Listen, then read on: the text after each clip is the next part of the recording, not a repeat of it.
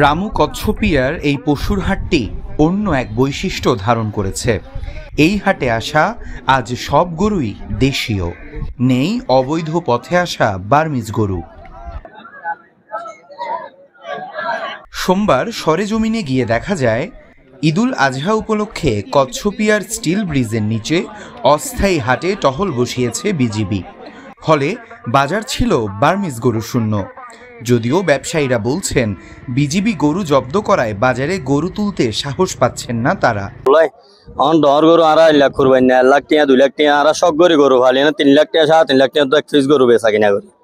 এখন এবছর আরারে গত বাজার দিন আরা বেচছি দি দেশি গরু 1 লাখ টাকা 80,000 টাকা 1,20,000 টাকা দেশি গরু বেচছি দি।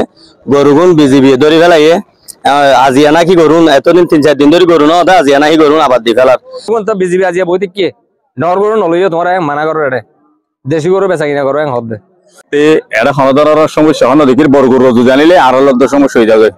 এর আগে বার্মিজ গরু কেনা বেচার অন্যতম হাট গর্জনিয়া বাজার বন্ধ ঘোষণা করে উপজেলা প্রশাসন।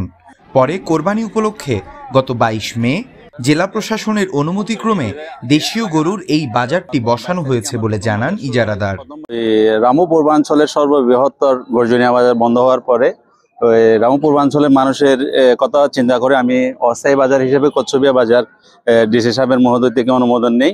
অনুমোদন নেওয়ার পর 22 তারিখে আমার প্রথম বাজার শুরু হয়। প্রথম বাজারের দিন আমার এক ঝামেলা হয়েছিল, বিজিবি ডিস্টার্ব করছিল, আমার বাজার থেকে গরু নিয়ে গেছিল। পরে শুনছিলাম গরু নাকি ফেরত দেওয়া হয়েছে। আজকে আবার আমার দ্বিতীয় বাজার শুরু হয়েছে। দ্বিতীয় বাজারে প্রচুর দেশীয় গরু আসছে, দেশীয় গরু বেচা কিনা হচ্ছে, কিন্তু বার্মিজ কোনো গরু এখানে আসে নাই। বার্মিজ গরু আমরা বাজারে তুলতেও দিচ্ছি না। অন্যদিকে গরু জব্দের বিষয়ে জানতে 11 বিজিবির অধিনায়ক ও zone commander lieutenant colonel SKM Kafil উদ্দিনের মুঠোফোনে একাধিকবার যোগাযোগ করা হলেও তিনি ফোন রিসিভ না করায় বক্তব্য নেওয়া সম্ভব হয়নি। News desk, TTN।